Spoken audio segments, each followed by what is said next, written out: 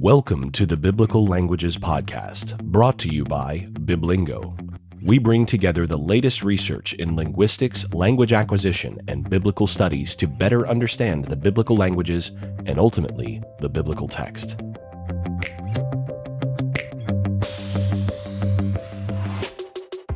As always, this episode is brought to you by Biblingo, the premier solution for learning, maintaining, and enjoying the biblical languages.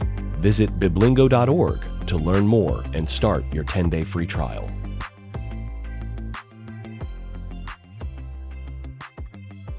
I am Kevin Grasso, your host for this episode, and I'm excited to talk with Dr. Anthony Pym today about the new edition of his book, Exploring Translation Theories. Welcome to the show, Anthony.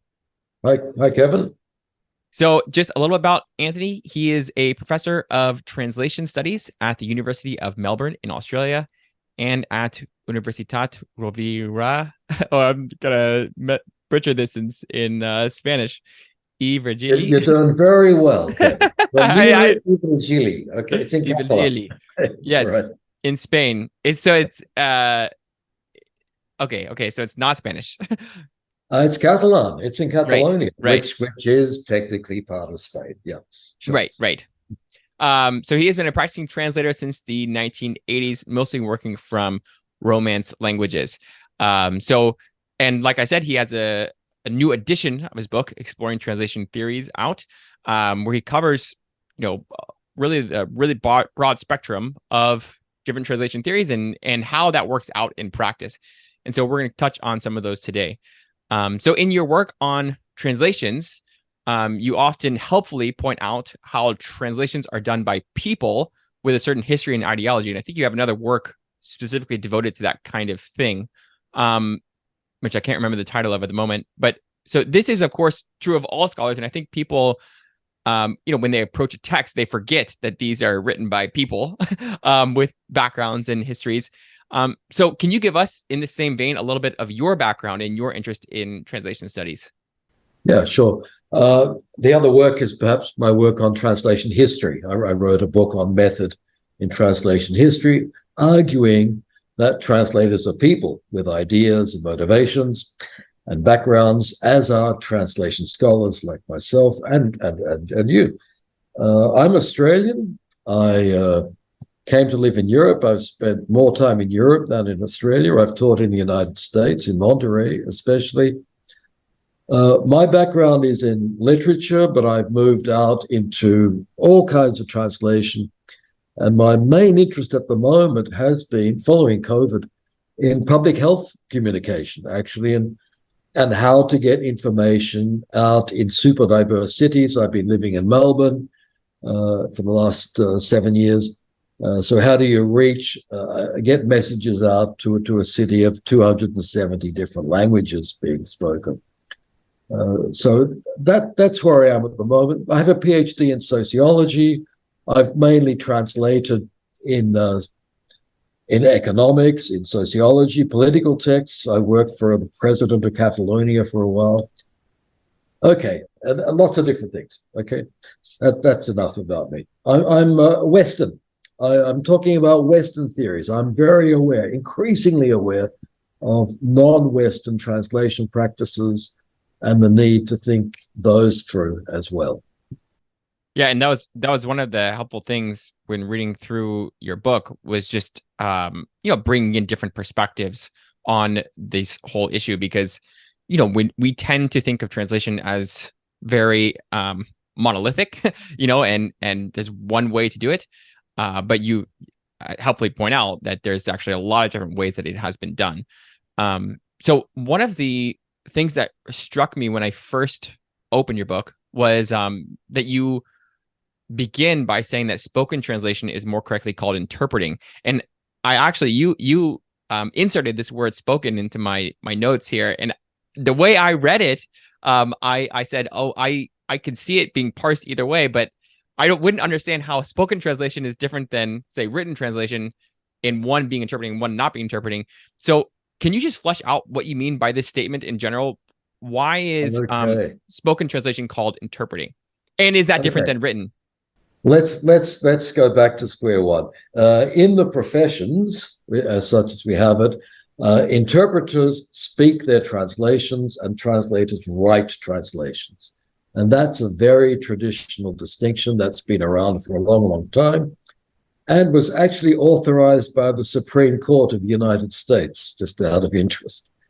For me, theorizing, though, and thinking about how we solve problems, I don't pay much attention to it. I'm really interested in the ways that spoken work is coming into written work. So, we can work on a computer program and speak our translations, speech to text. That works very well. And interpreters these days, often with deposition interpreting, for example, they're reading their translation out from a written transcript that comes in automatically. So the traditional division between spoken and written is being broken down a lot these days. And in my theorizing, I do tend to just talk about translation as covering both modes. Although in the profession, the traditional distinction is still intact. Don't know if that helps you, but then there's the other sense of interpreting, which is to construe a text, the hermeneutic sense, to make sense of a text. And that has been the biblical tradition, since the 19th century, the great focus on hermeneutics. That's a completely different sense of interpreting. Okay? Right. So that's helpful. So, and we can get to that question again later, because it really is it's some people within the Bible translation, certain Bible translation traditions will say we're not interpreting, we are just translating. Yep. And that is it has its own set of presuppositions that we can get into in a little bit. So just before we get to the actual meat of the book, what are some pros and cons, and you talk about this some, of knowing translation theories, both for the translator and reader of a translated text? I mean, how would you respond to someone that says, I don't really need to know theory, I just need to, practice, and the theory itself is not that important? Yeah, I would say they're dead right. Don't tell anybody. I want people to buy my book. But I was a practicing translator before I got into any of the theoretical stuff. Excellent translators do it by experimenting, coming up with their own solutions, finding out what works, and that can happen. That's fine. Like in any practice-based occupation, you learn it by doing. You really do. So when I train translators at master's level, for example, I do very, very little theory. I give some notions about the range of solutions that people can use, so that they think beyond the limited set that they begin with. And I have some ideas about the market and how that's working. But beyond that, it's really hands-on group work, discovery stuff, all the technology, discover that for yourself, find out if it works for you. So I'm certainly not pushing theory onto anybody. Come to it if you've got a problem and you don't know how to solve it. Then you look around and see if somebody can help you solve it, perhaps with a concept or two. And that's when the theories come in, I think. Yeah, so that's really interesting. And just the way you, obviously, it's interesting that you wrote a book on exploring translation theories and say it's not, it has limited value. I mean, some value, right? In if you, again, only are viewing translation in a certain way, it might broaden your perspective a little bit on how to approach a problem. I should have added, though, I'm an academic, so I actually like all the arguments, all the abstract arguments, and that's a field in itself, Right. A struggle exists on the level of practice, as classical Marxism says. You try to reach paradise on the level of practice, but also on the level of ideas. So the book is there for people who enjoy ideas as well. Right. So do you feel like it would be helpful for a reader of a translated text to know some theories behind, what translators are thinking when they're translating from another language? Look, it's really beneficial if a translator can write a preface saying, I've done it this way. I've adapted it for this reason, or I've been as literal as possible for this reason, just to state what their strategies are. And I think these days, because we're using lots of technologies, lots of post-editing machine translation, that's just getting a machine translation and correcting it. I think it's really important to be as transparent as possible and just say how you did the translation. And when you had problems to solve, how did you go about solving them? And what the purpose of the translator is. Because, you get 3 translators on the same text, you get 3 different translations because they're different. Yeah. Right. Yeah, that makes sense. So I think if I were to kind of summarize my understanding of, I guess the foundation of translation for you, according to the theories, I would probably say it's equivalence, just in terms of it being a necessary part of every kind of translation, right? You can't take, and I know that's like debated, right, in some of the theories, but to me it seems like, you can't, like if you have a text, right, you have to put it in some form in another language, right? But there has to be some sort of connection back to it. And I know you bring up some of the back and forth between scholars on this. And we can get into that in a bit, but what is equivalence and how is it foundational or not to translation in general? Okay. Personally, I think the concept of equivalence goes back to the claims of fidelity, and it's central to Western thinking and practice in translation since the Renaissance. If I go back to the medieval period, there's a very different mode of thought. And if I go to non-Western cultures, I often find that people will regenerate a new text with minimal regard to the value of the previous one. Or in Australian Aboriginal cultures, I've been looking at their multilingual practices. You invent a new corroboree, it uses elements from the old one, but you put them together in new ways, and that's a legitimate practice. So equivalence is important for you and me because we're working in that tradition from the European Renaissance, and especially print culture. So print culture gives you a fixed text to which you can be equivalent, okay? Mm-hmm. Prior to that, there was no fixed text. Texts were constantly retold, rewritten through the manuscript tradition. And so translation was just another level of transformation. Completely different way of thinking about it. But sure, where we are in our cultures, there is that presumption that the translation will have some value that is the same as the value in the previous text, equivalence. Not the whole text, not all value, but something will be there, some invariant core, if you like. Yeah, well, and that leads us to this next question. So what are some of the ways that different translators can make two things equivalent? You said it's two equal values. How do we make two things equal in value, and what kinds of values are we talking about in that?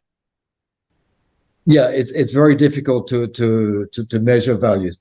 One of the easiest ways is just to copy what's there. Okay, so you got a computer. The English word is computer. Yeah, computers come into Spanish-speaking lands, and we have a word ordenador in South America or Latin America, and ordenador here in Spain. They're equivalent. How are they equivalent? Because the object exists, right? And there's functional equivalence in your computer, in the software. You click on a certain key and something happens, and it's equivalent because it works. And that one's pretty easy. The problem is when you get to conceptual equivalence, when a function in one language sort of corresponds to a function in another. And that begets, a classic example from Eugene Nida, since we're talking about Bibles ultimately. Give each other, yes, this is in Paul's letters, give each other a holy kiss. This didn't sound too good in the 1950s in the United States, so it became, for Eugene Nida, a hearty handshake. Okay, so the biblical kiss becomes a handshake. Same function, friendly greeting, just in different cultures. And that can be equivalence because the value is the social function rather than a particular object, as is the case for the computer. So those are two very simple examples. In between that, translators do a whole lot of things. Translators, if a concept is new coming into a culture, quite regularly you add in an explanation or you spell it out a bit more. So translations get longer than the original text. And that would be explicitation. Sometimes a concept is really well known or unnecessary, and there it gets shorter, and that would be implicitation. You can do a whole lot of things on the level of inventing new words. Translators have always been on the front line of neologisms. So instead of just copying the foreign word, we can invent one, as the French did for ordinateur. Okay, it's not a computer. They just have a different way of thinking about it. And translators invented that word. Okay, so I have a chapter there in the book. I think I have 7 main strategies that they use, but within each, there are a whole lot of solutions. And this is where practicing translators are really good. They come out with wonderful, wonderful solutions, more or less off the cuff, to solve ad hoc problems as they arise.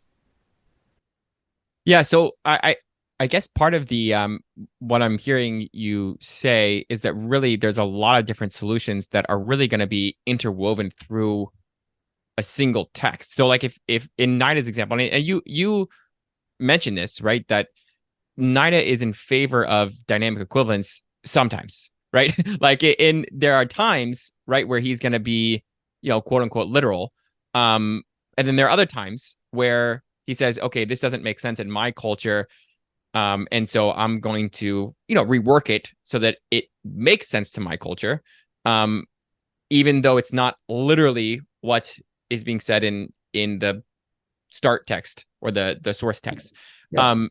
So how do you sort of like, how is this related to the, again, in the Bible translation world, people often talk about this literal versus free dichotomy. And you mentioned this.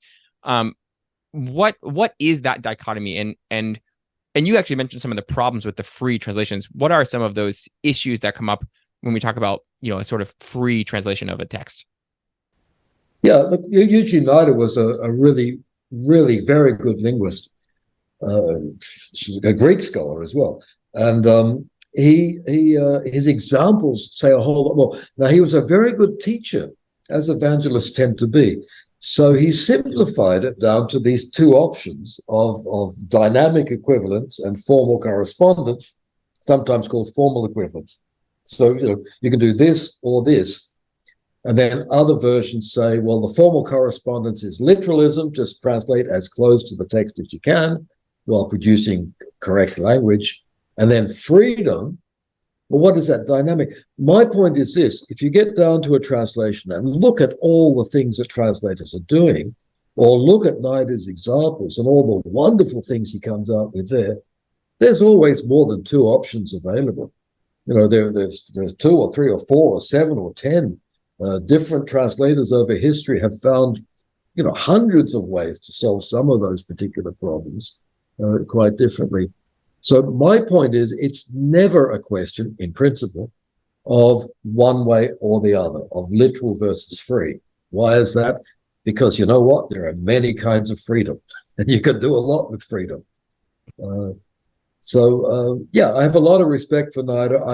I have less respect for people who want to reduce it to that, or to the classical one, which is, foreignizing when you're very literal, and domesticating when you're more functionalist, reinventing things in the target culture. It's never just one or the other. There's lots and lots of things that translators do. Yeah, and it to me, it seems like a lot of the literal versus free dichotomy is kind of marketing in a lot of ways. It's like, well, we are literal, right? But you are only literal until you get to a text where you have to be a little bit more dynamic, right? It's just, that's just how it is. I mean, I interviewed someone else on this in this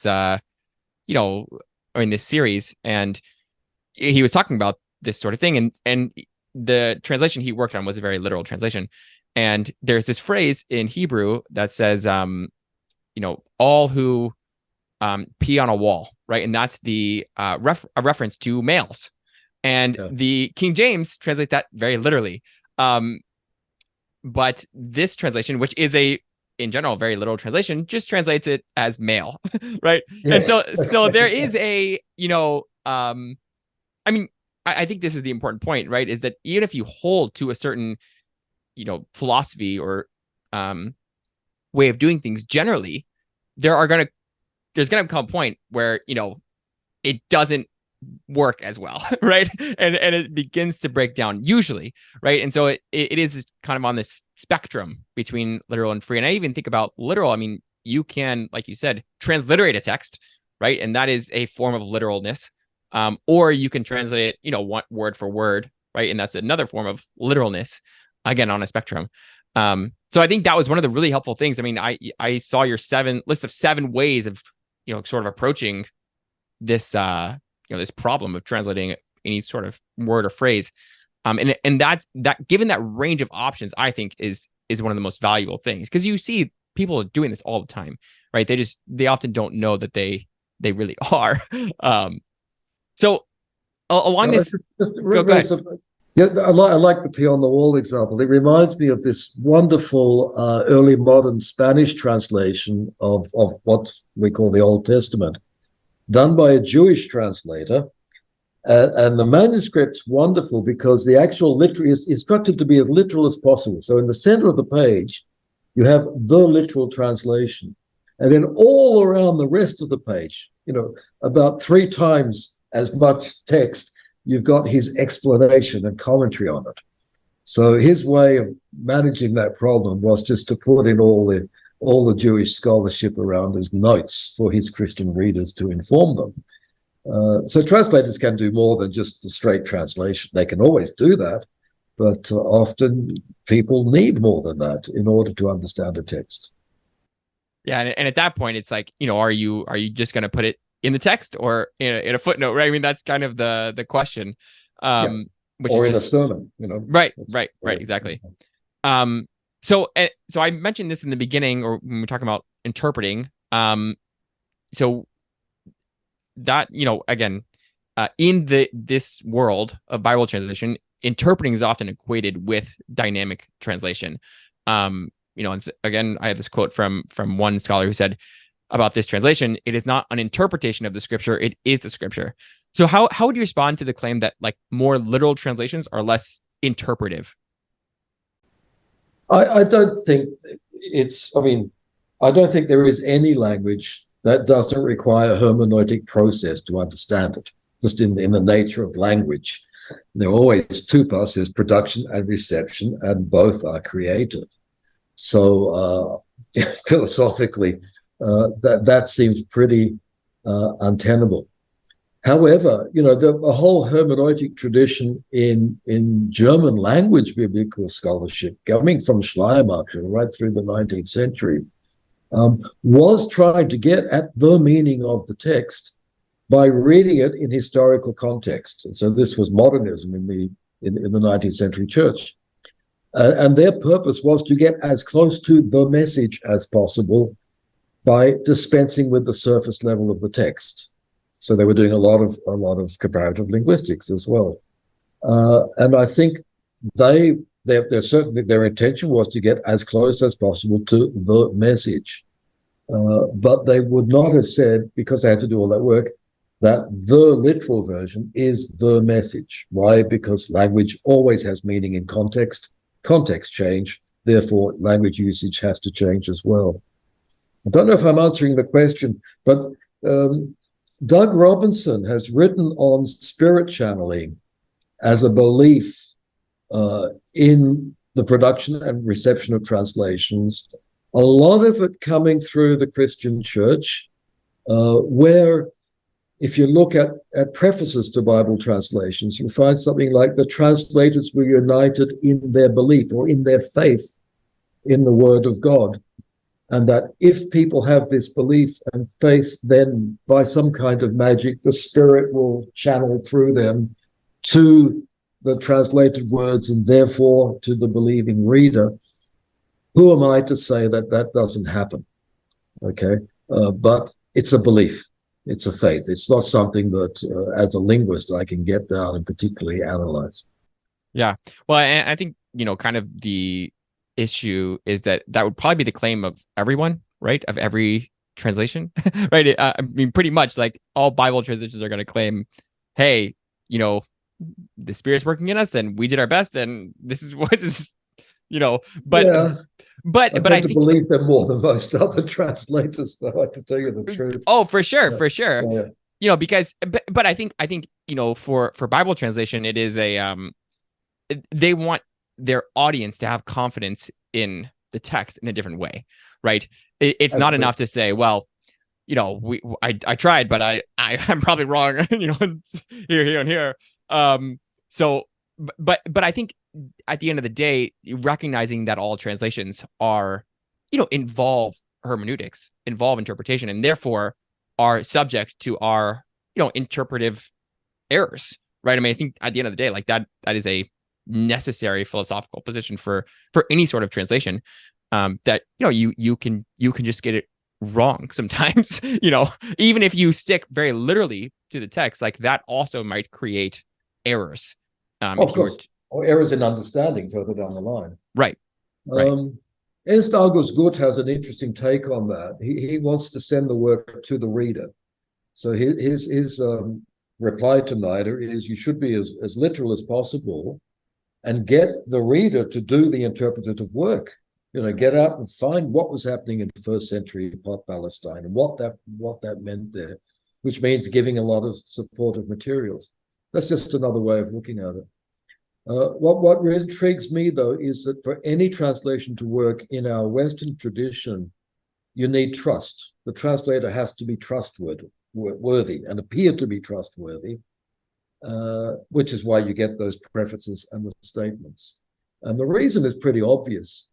A reader could work a lot to have access to the start text. So I can go off, as you've done, and you learn a lot of biblical Hebrew and Aramaic and Greek and get down and do that work yourself. But it's a hell of a lot easier to trust somebody to do that for you. Okay. And as Luhmann put it, trust is a reduction of complexity. It's too complex to do it ourselves. We will trust somebody to do it. And translators need that trust in order to work. That's one reason why I think they should have more of a discursive presence in the text and tell us more about themselves. Like we trust a doctor for advice about our health, we trust a translator for advice about what's going on in these texts. Right. And in that respect too, again, I'm just thinking about this debate between Nida and who's the Gut, right? Gut. Yes. G-U-T-T, Gut yes, in English, yes. Gut in German, and right. Gut, yes. Right. So Nida is, you can trust both of them, right? But Nida is giving you, they're giving you different information, right? So with the hearty handshake versus the, holy kiss, it's like, if you give them the holy kiss, they would have to do the work to figure out what that actually meant, right? Knight is giving you the work he's done, right? And what he thinks as equivalent. Yeah. Either way, he's done the work for you. Yeah. Right. But either way, you can. Well, I feel like you have to have more trust in the dynamic equivalence, right? So, because you have to say, okay, this person already did the work, and I'm going to say that they're probably right, even if I don't even have access to the work. If my translation says a hearty handshake, I don't have access to what the original, literally said. And so I can't even do that sort of thing. I would probably think, oh, we've been handshaking for a very long time, right? As a way of greeting, right? Yeah. Which is not true, at least per the text. But either way, I would have to, I guess I'm having to trust them in a different way. Does that make sense? It makes sense. There's a couple of things happening there. NIDA was actually at the core of this project to set up translation projects all around the world with Bible consultants who would work with people in the language and in the culture. And so the ultimate decisions were made by the people in the culture. So it's a way of getting rid of that responsibility, and they had to trust the advice of the people who were getting the Bible coming into their culture. And the second thing is that the vision was to have a series of translations. So there is the first translation, as you would have a Bible translation for kids, for example, right, where you're introduced to it, and then you go on to more serious study later on, and you will get the more literal translations supported by learning materials. So it's a process of retranslation as one comes closer to the enculturation process. It's a mistake, I think, to read Knight as superficially as saying, well, that's the translation, and that's the only one you're going to get, and it'll have to be good, and you'll have to trust me because I say it's good. He wasn't quite as authoritarian as that. Yeah, that's interesting, and it does make sense. I mean, again, in the English world, there's just way too many translations, but it can be like confusing, really, for people, because there's just so many. Oh yeah. That Bible one, the Jewish translator, he was employed because there were too many translations going around. Nobody knew what the real text was. It lacked authenticity. And so they had to go to the rabbi, who was a rabbi, and get him to do it for them so they could get back to something like the original text. Well, yeah, that's, again, it is, I mean, in our context, it's just crazy. This whole discussion has really been in the context of equivalence.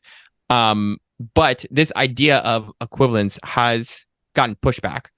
Particularly, you call them the skopos-related theories. How have they pushed back against equivalence? Yeah, so skopos just means purpose, really.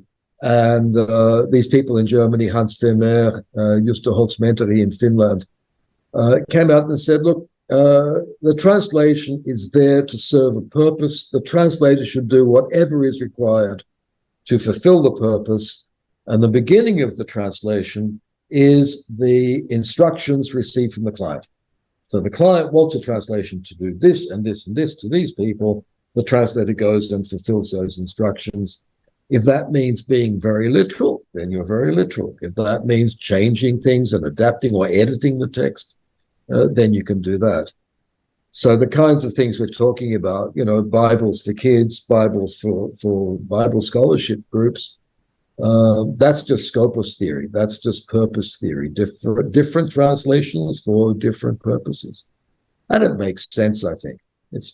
It was forgotten about. It was forgotten about by dogmatic translation theory, which said, there is the correct translation.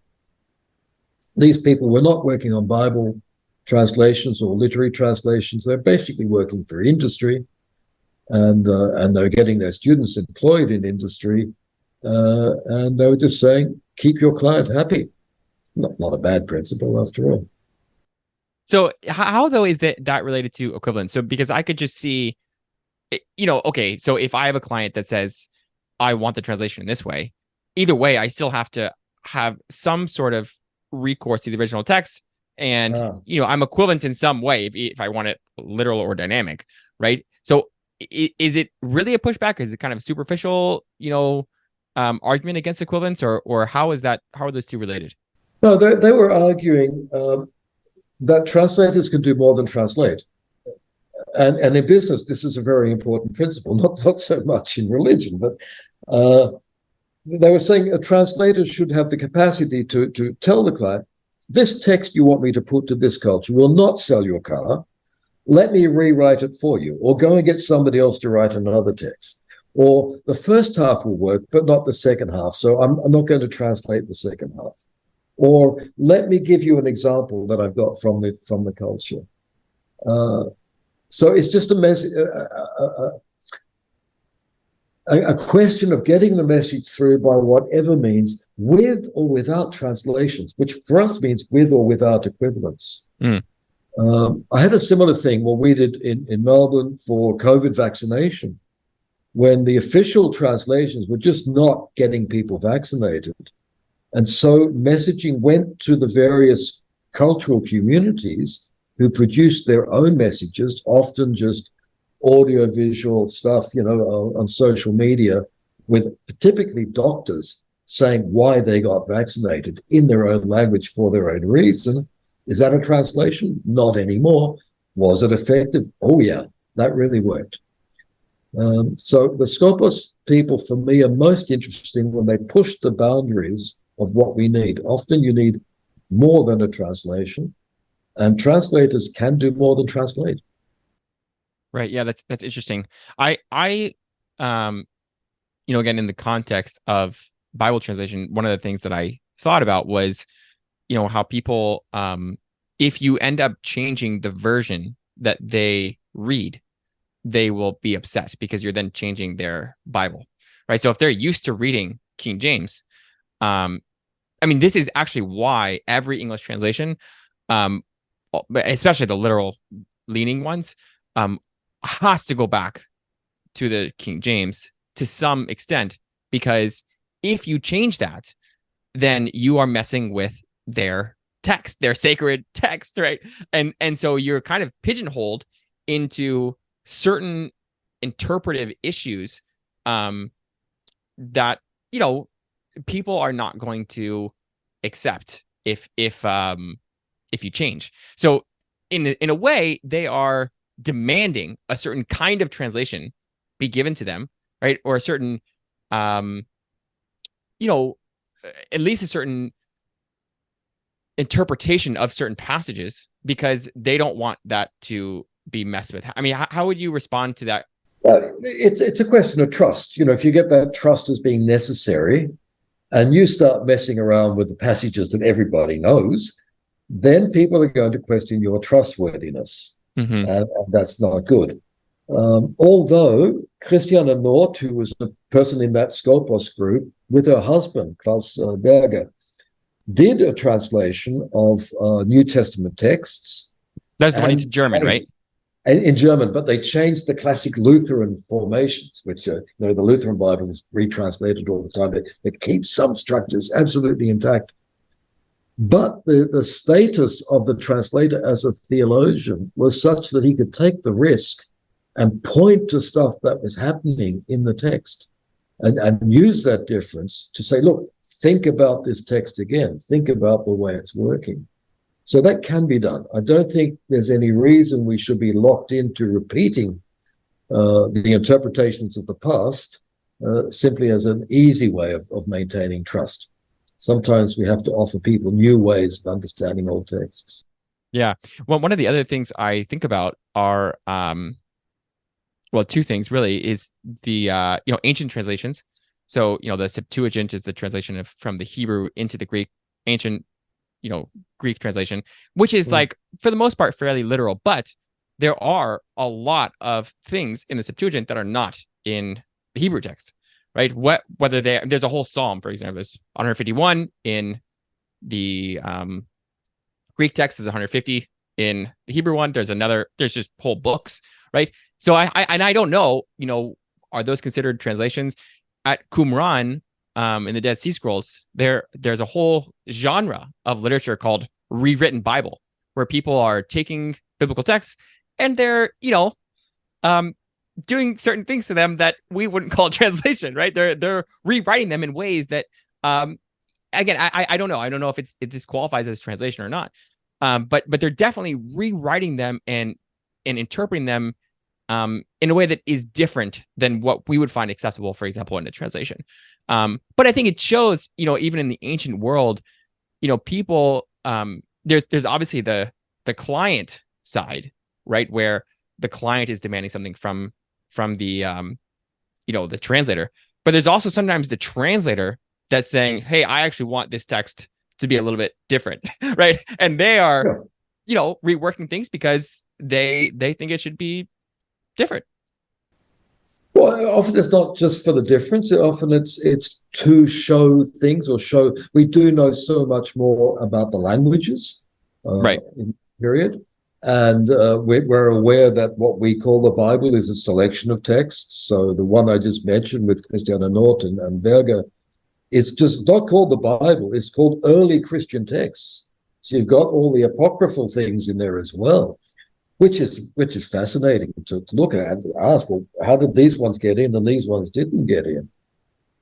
That's also perhaps a part of the translation process, is selecting what gets in and what doesn't, and what to focus on and what not to focus on. Yeah, that's very, very interesting. So this is, kind of shifting gears here. What are translation universals? So this is something that really struck me as someone who's much more trained in the syntax semantics world in linguistics. You brought up some points about what happens when you move from one text to another. And in linguistics, we often talk about universal syntactic or semantic universals, being things that will just work across languages.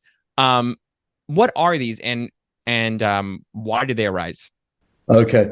In this book, I try to avoid the term universals because it doesn't have anything to do with Chomskyan deep-seated syntactic universals, for a start. So I use the term tendencies, translation tendencies, which was the original term proposed by the Czech scholar Virgili. And tendencies are just saying that translators, by the nature of their tasks, tend to do certain things independently of what languages and what direction they're involved in. So, for example, translations tend to be less rich lexically than their original texts. The type-token ratio is lower. That is, we use fewer different words. Translations tend to be simpler syntactically as well. Why? Because translators, perhaps unconsciously, want to make things easy for their readers. Why? Because they are a reader. If it's hard for me to read, now I understand it. Also, I'll make it understandable for the reader down the way. And there are a list of these things. They tend to explicitate for the same reason. Explicitation just means making implicit information explicit. So it's a form of explanation, if you like. But the argument is the information was really there in the text. I'm not adding anything. And translators tend to explicitate, that is, to spell things out. I find those things interesting because lots of translators you speak to say, no, I never do that. I give you exactly what's in the text. Then you get their translations and you analyze them, which is easy to do linguistically, just a basic concordancy, compare the two as corpora, and you can show statistically that these things do happen, not in every case, but do happen as widespread tendencies in many languages, in many directions, from many translators. So it's quite interesting. Actually, my own translations went into one of the original corpora that we used for that study, and then I saw the result. One of the results was, in English, you can say, the woman I saw, or the woman that I saw, right? So there's optional that. And translators tend to use the optional that, and non-translators don't. And when I saw that, I thought, and so all my translations since then, I've taken optional that out. So it's not universal anymore because I looked at the study and changed the way I translate. Okay. There's one way to break the universal. So why do you think these are rising? I mean, you kind of mentioned this in passing that it might be because the translator is also a reader and they're trying to, they just know that it might be difficult for them to understand. I mean, I think it makes a ton of sense. But I think it's something that people aren't always thinking about, even with, again, quote unquote, literal translations. If you're going to be adding in text, right? I mean, that should be the fact that it is a very normal thing to do, right? That you be adding in words, for example, to explicate certain relationships. Or you add punctuation to just make it clearer. Right. I think, I mean, there are lots of proposed reasons. Nobody knows, to tell you the truth. My take on it is this. I find that translators are rather risk averse because all those tendencies basically say translations are more boring than non-translations, which is not a good thing. But I think translators should take more risks. That is, I want them to use more different words. I want them to do something that attracts the reader's attention more. And when I go through and analyze translators' choices in terms of risk management, I'm usually appalled that people don't take risks. The reason is this: they're not paid enough. You take risks in business because there's a chance you're going to get profits down the line, right? That's why people take risks in business. You take risks when you're translating. What are you going to gain? Not much, unless somebody's paying you, a percentage of the sales, which rarely happens, unfortunately. So I think the traditional subservient status of translators feeds into risk aversion, which then feeds into the tendency to use those strategies that I mentioned. Yeah. So I don't remember reading this in this section, but has there been any work done on differences between, like, if you're translating from a native language into a non-native language versus a non-native into native? Because I'm just curious to see, okay, if you if you know the source text better, or the start text, right, would that make it easier or harder to translate into another language that you don't know as well? Or vice versa. There's lots of L2 translating going on. L2 is just going into your second or third language, okay? Right. Why? Because English is so dominant that we don't have enough translators into any of these smaller languages in Europe, for example, into Chinese or Japanese. So in China, plenty of people are doing L2 translation, actually going into English in their case, okay? Right. And in Northern Europe, they all go into English as a matter of course, because their English is so great. Yeah, there's a lot of study on that. Basically, you find that the tendencies become accentuated because people have less, have a narrower band of skill usage or common lexical usage in a language. They will stick to what they know pretty well. And this is fine in technical texts. It tends not to be so fine in creative text or literary texts. But it's a lot of work done. And then a lot of work done on indirect translation, where, for example, to get into Catalan from Russian, we probably go from Russian to English, English to Catalan. And so the Catalan version accumulates the double tendencies towards risk aversion. And a lot of work has been done on that as well. Oh, that's interesting. Yeah, I mean, and that's actually how most, Bible translations are done around the world is, if you have I worked for on a project for a very short time in Mexico to a language called Nahuatl. And basically the translators were Spanish speakers. They were using a Spanish version, and none of them knew Hebrew. So they would translate, from Spanish, their version, into Nahuatl. And then that was translated into a back translation into English. And then I read that to see if it was accurate against the Hebrew, right? Yeah. And so basically what you're saying is every time this translation occurs, you have more and more of these, universals appearing, like explication and just using less words, less variety of words. Is that what you're saying, or just that? Those things, the universals or tendencies, tend to accumulate when you're going through different relays of a language. Translations into Nahuatl began back in the 16th century. The classic cases of them inventing, synchronism, putting the two cultures together, and the Franciscan priests struggling to keep a track of what was going on. Yes, and a lot of loan words and such because of the mixing. And I think there are quite a few different dialects in that area. So I'm sure I was working on one that just hadn't been done yet. Anyway, sure. So I want to end with this part at the end of your book where you talk about some application, which I thought was very interesting. So I'll just read this pretty lengthy paragraph on what you say. He says, you say here then is a suggestion about how to do theory. When theorizing translation, when developing your own translation theory, first identify a problem, a situation of doubt requiring action, or a question in need of an answer, and make sure you can get evidence on it.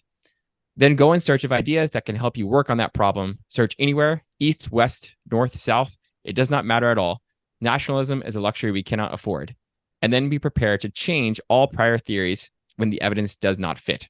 First, I really appreciate, just from a scholarly perspective, going back to the evidence, right? And saying, okay, our theories need to be based on evidence. And this is true very much so in linguistics, and something that it's easy when you are theorizing to kind of get caught up in your own theory, right? And forget that I'm actually trying to explain the data, right? And so just going back to the data is so important, particularly in linguistics, like I said.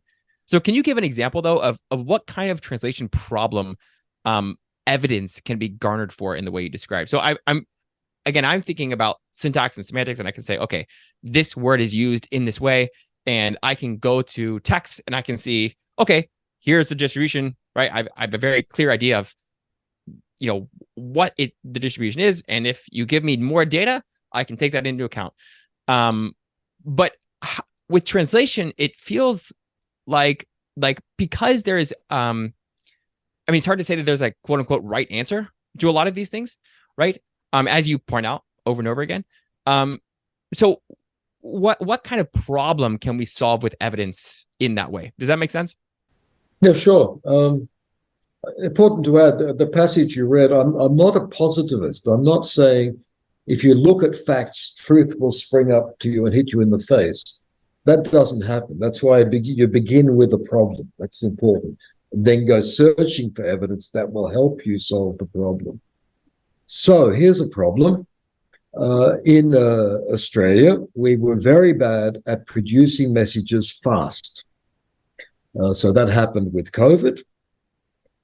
And then we had massive floods, and it happened again. Like we didn't learn. We sort of figured out, we learned, get the communities to do it themselves. But then the floods came, all these people were sitting there. They didn't know in their language that the water was coming towards them. We failed miserably. So here's my problem.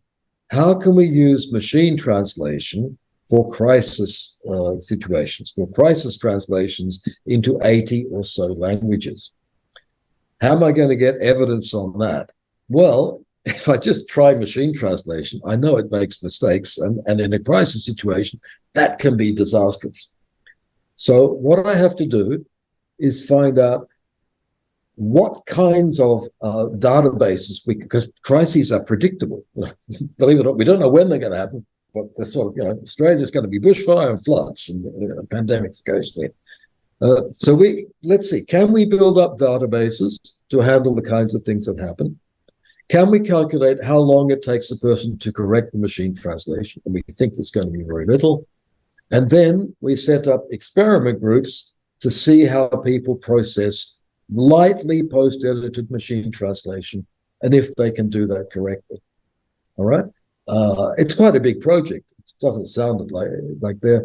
But the important things, evidence for me now, a lot of it has to be on the way people receive translations. How can they, if there's an infelicity, an error, or not so much an error, but how do they make sense of it? And we're finding out that people are very good at making sense of text. So machine translation is an option when time is of the essence. And then we can't eliminate the human element because there are very high risks involved. So let's see, how long will it take a person to go over the text and check that it's right in that language? So that's a project for me for the next year. Evidence-based, but not positivistic. It's not by looking at language that truth is going to hit me in the face. It's by calculating how we can actually solve these real-world problems. That's really interesting, though. So basically, the evidence that we are looking for in this respect has to be how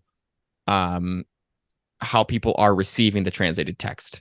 So I think it's been the big blind spot. For centuries, we've talked about the production of translations. Nobody's really talked about how people read translations as a particular kind of text. Right. So there's a whole lot to be discovered there as well. Right. Yeah. And if you do have the interpretation of, again, so in your example, right, you have a certain message you're trying to convey, right? And you're trying to convey it quickly, right? But if you convey that message and people don't get that message, right? I mean, there is in this particular case, you can say, okay, that's a bad translation, or there's, something about it that's not right. And so in that case, you can say, it's at least not having the effect that you want it to have, right? And in that case, it might be quote unquote wrong. But I think that is a good way to, possibly check to see, if your translation is right or wrong. If there is such a mismatch between the source text and the, or the start text and the target language, right? That it's just not getting across. The message is not. Well, you got to be trusted, and sometimes that literalism can get you trusted, as you had the example of repeating the classical phrases that people expect in the Bible. But sometimes you're trusted because of your position in the community, or because it's from the government. For the Chinese people in Melbourne, if it's from the government, it's got to be true. Yeah? For the Arabic speakers, if it's from the government, it's not going to be true. Lots of these presuppositions. So I've been working on behavior change communication. And if you think about religious texts, hey, I think it's basically behavior change communication. You've got to consider what kinds of behaviors result from the reception of the text. Right. Yeah, that is very interesting. So that's, I think, a good place to end. And just want to say thank you very much for your time, your insights, your book. We can post a link to your book on the show notes. I found it very helpful and interesting to see what kinds of problems everyday translators are running into and how they're solving them. And I think our listeners too will be very interested in seeing what real translators out in the world are doing to solve these kinds of problems. So thank you again. Okay, thank you very much, Kevin. Thank you. Thank you for listening to the Biblical Languages Podcast, brought to you by Biblingo. If you enjoyed this episode, be sure to subscribe on your favorite podcast app and leave us a review. You can also follow Biblingo on social media to discuss the episode with us and other listeners. And don't forget to visit biblingo.org to start your 10-day free trial of Biblingo.